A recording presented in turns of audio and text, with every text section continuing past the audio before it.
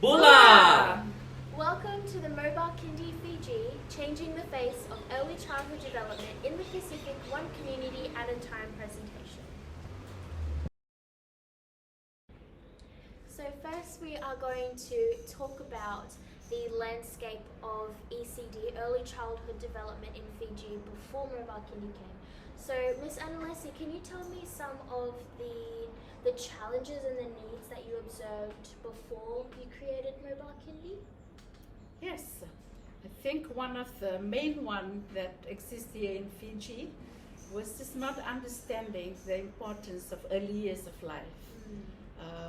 The joy, the heart, and you know what this child can become. You know, we all have a great vision about our child, but then we neglect the very important part of the lives of a child, which is between 0 to 8 years old. And so that was something that we found out, such a need for our parents to get to understand that. And they're so appreciative when we do step out and help support them. One of the main biggest one was also the stunting that we find in the lives of children here in Fiji. And for us, that is like very, it's an emergency that is telling us that we need to act. You know, we can always have plan on how to grow plants, but children are growing every day. They starve today as I'm speaking. So that was what really prompted and really helped Mobile Kindy to design such a package and a services to go and help the children, because we see the emergent, you know, the emergency that is there. It was like really showing us such a red light, knowing that stunting is irreversible. There's everything else, so we can always make it better, maybe in 2 days, 3 days. But if a child falls short of what it means to grow and to reach their milestone in their time, you are saying goodbye to life of a person that is going to maybe a prime minister tomorrow, our president, someone that has such a great future will just be gone in a week's time, because society and communities and families fail to reach this young life in just giving, providing food that is that needs to nourish their body and also their brain. And that, you know, leads into the NCDs. I'm not sure, you know, Fiji sits in the place here, you know, our data that shows the most killing disease here in Fiji is NCDs. And if you think like that and you think about the brain development, in order to have that, they have gotten it, the behavior of eating and just not seeing what is important for them to, you know, to eat in the very younger age, because the behavior of eating starts from 0 to 8 years old. So if they are 50, 55, they're already carrier of this. And Fiji is such a small country, and if we continue to live this life, these are great, you know, indigenous people that lives in here. Definitely not long, climate change may be slower. NCDs is catching up in Fiji. And also there's such a rise of anemic. You know, we live such in a beautiful place where green, you don't even have to plant. You throw something, it's going to grow. But for some reason, the knowledge and the understanding of feeding the children with green vegetables are just not there. And so those were things that when we go out and we visit, and we visited communities, just tells us, you know, time to act is now. We cannot wait for tomorrow. We have to pack up what is needed, and that's why it's, you know, we work well with UNICEF, that is called the Emergency Toolkit. And so we reach out, and that's all part of why we feel and we believe that it's very important, and it's such a privilege to serve our disadvantaged community in our beautiful city of Suva. Thank you, Ms. Analesi.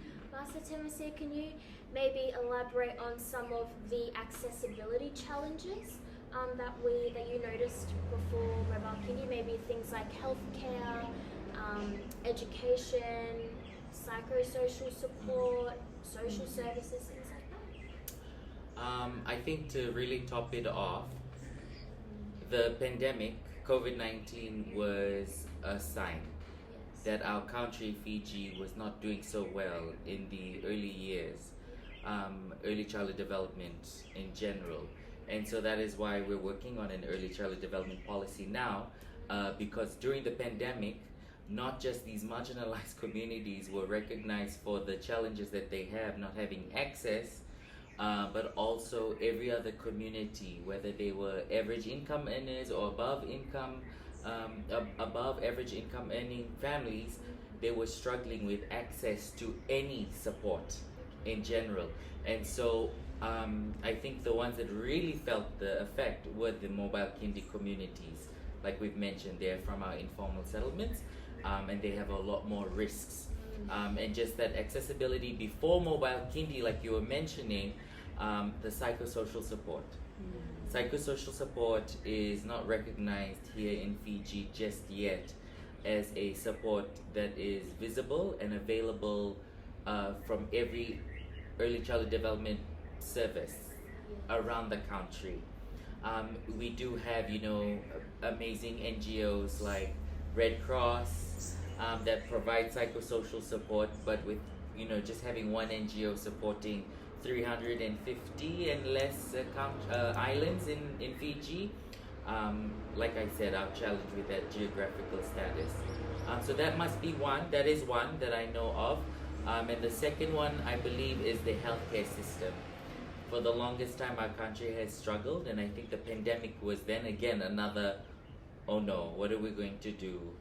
We don't have enough medical centers available. We don't have enough boats going out into the communities to make sure that they have access to the vaccine and whatnot. And even just immunizations. Just immunizations in general. Like measles, things like yes, that. and just awareness. Like even awareness, Mm. that's one big struggle that we faced here is just what is early childhood development? In your own words, how could you define it?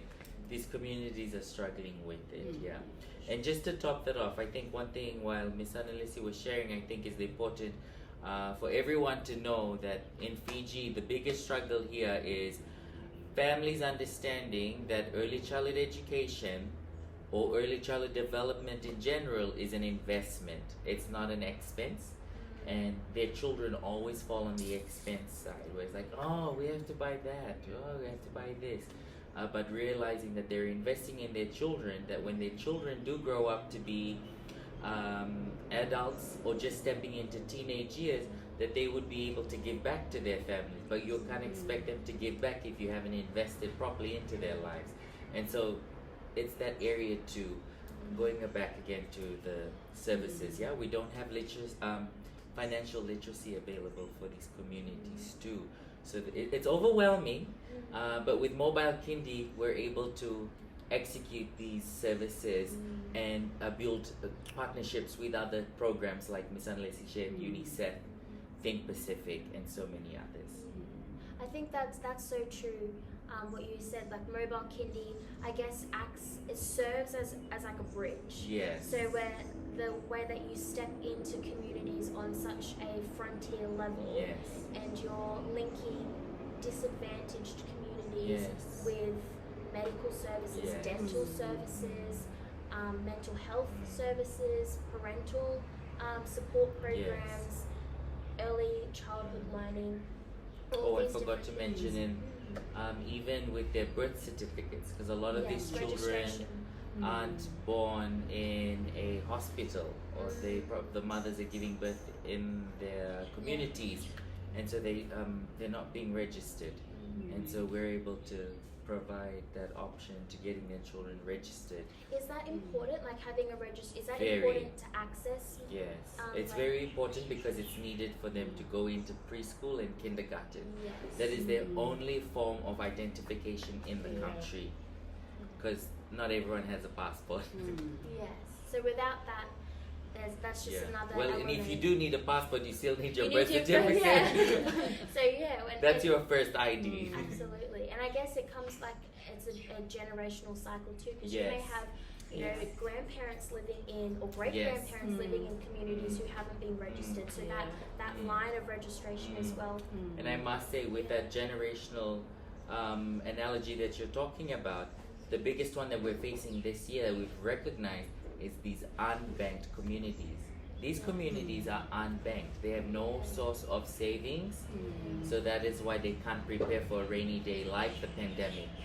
And so when the biggest need for all these services were requested, there was no availability of these services. Because number one, we didn't have them. Number two, they weren't the right standards.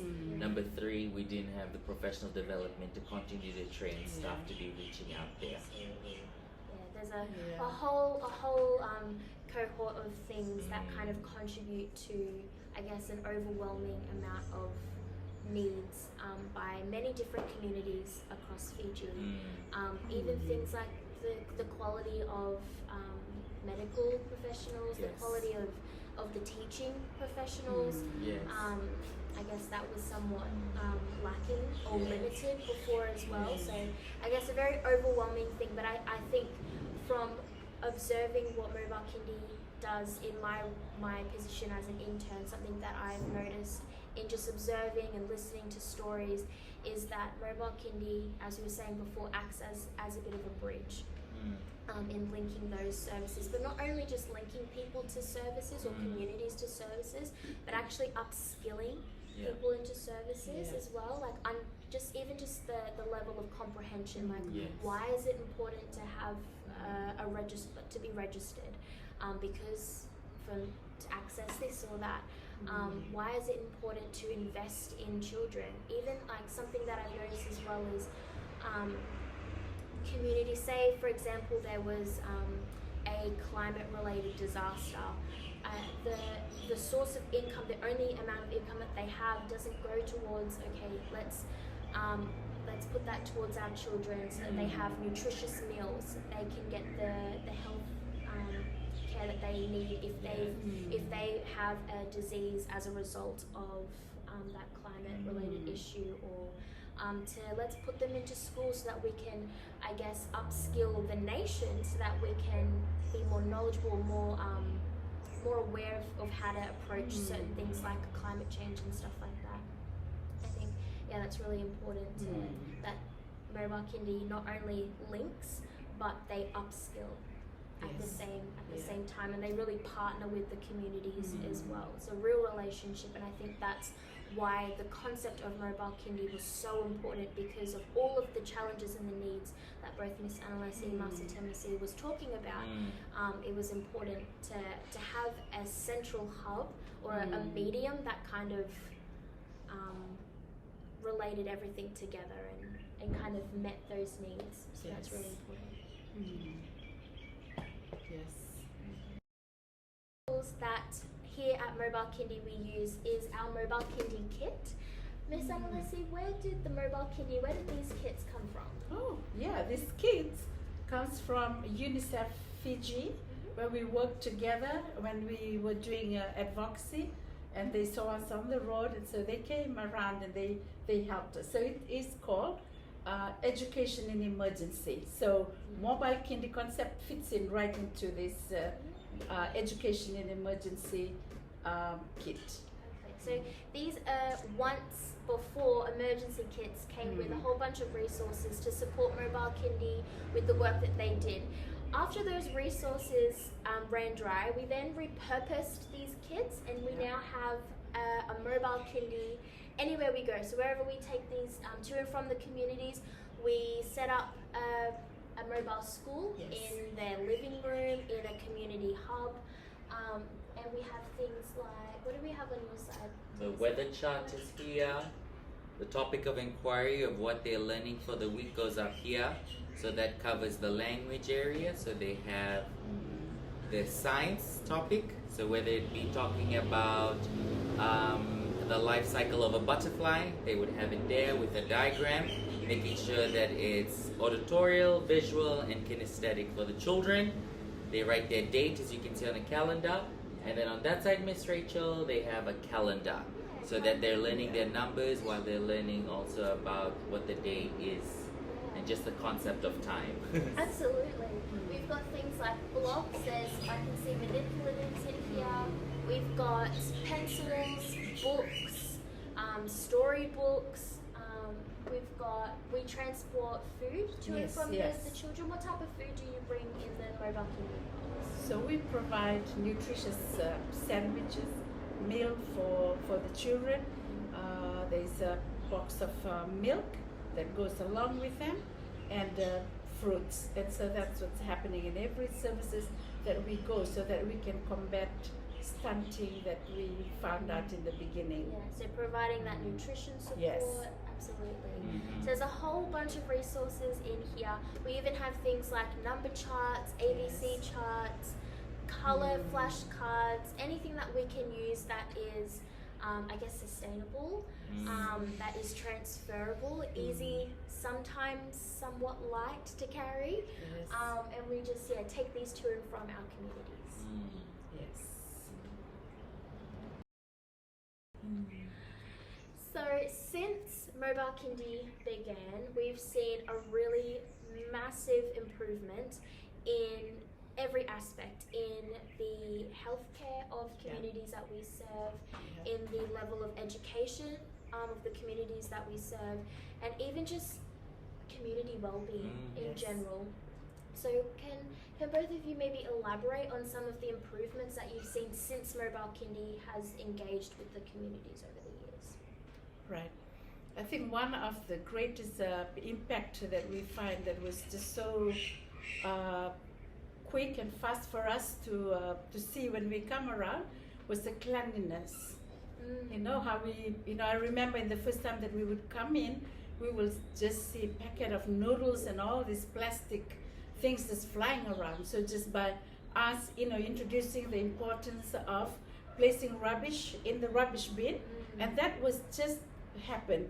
So within a month, our second quarter that we were coming in, we can literally see the difference of what was happening there. The second one was a change of the skin diseases that easily happens in the lives of children, because they were eating well, because we were supporting the parents, for them to give them water and milk instead of just mixing milk or anything that is not suitable for them. We can just clearly, and these children here, they have beautiful, beautiful skin, and it was just that was something that was visible. Even to see that the groups of children were able then to access into class 1, because we do a referral where we refer these children quickly. So if they, for example, if they come in to us and they're just 3 years old, we know we have to work with the parents from 3, when they turn 4, when they turn 5, so that they'll be able to be registered, because that covers their safety. It covers a lot of aspects of their lives. And so we saw a big difference. I mean, we still need to see that coming through, but majority of that we could see that the children were registered already when they were, born. Also, we see that there's no dropouts, and that was when we did a follow-up survey. We found out wherever they are, some of them have moved out into some other maritime islands, but they were all in school and they were all engaged and they were all doing well. There was something that was the greatest finding, was that there was something that was very common about children that have access to Mobile Kindy, was that they love to help. They love to support their teachers. They can click with them.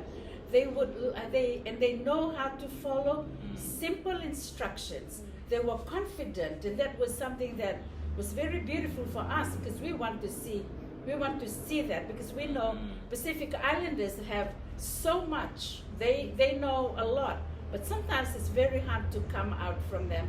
So just to be able to see that and to witness it, and majority of the class 1, class 2, class 3 teachers, they were telling us about that.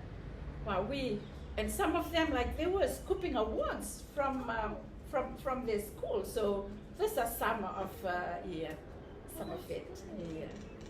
I think she covered it all. Okay. So I think something that I've observed since, I guess, being an intern, it's a very different experience that I have with Mobile Kindy. Miss Analesi and Master Temesia, they're on the ground every single day, and I kind of came in, and I've been here for nearly 7 months, maybe nearly 8 months, I think. Now I've been here for a while, and something that I've It's almost Christmas. almost Christmas time now.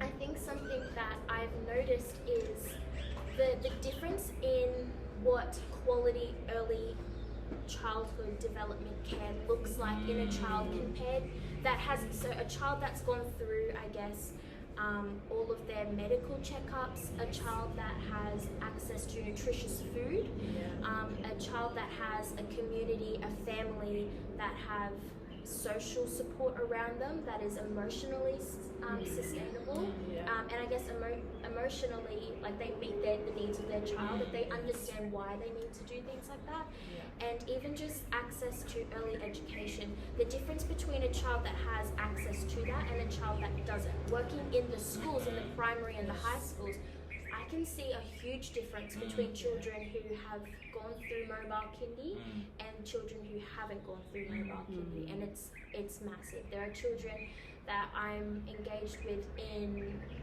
grade 4 who still can't read, whereas there's another child in grade 4 who went through Mobile Kindy and they have excellent reading skills. So it's those learning blocks that they didn't have an opportunity to get in that early, I guess, brain development stage. So it's a big difference, and I think Mobile Kindy is doing an excellent job in meeting those needs and bringing that up in a really holistic and different, multisexual, different, organic way. Thank you. Stages now. What is our vision for Mobile Kindy moving into the future? Miss Analesi, Yes. Right. Moving forward for Mobile Kindy Fiji is to upscale the services that we have now, and to reach out other cities here around in Fiji. And you know, Fiji is made up of more than 300 islands, so we want to upscale these services to the maritime islands because it's quite a challenge to, and they can be just so isolated on their own. So if we've seen the difference that has happened here in this, in the capital city, we believe that even our children in the maritime islands can have that. And then also we would like to upscale it to the other Pacific island that is nearby to us, especially Tuvalu. We would love to see this model out in the Kiribati islands, knowing that climate change is real here. So if for some reason, if our children or the whole country might have to move to another country, we want the children to be ready. And so as to have this is a part of what we need to have if we want to achieve the SDGs by 2030. So that's what we have, and I'll give it to Master Temesia.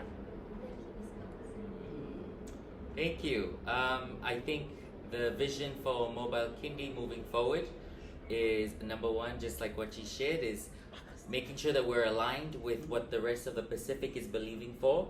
And after the pandemic, Fiji and the Pacific has just gone into this priority list of making sure that early childhood development is on the top tier of what they want to execute by 2050.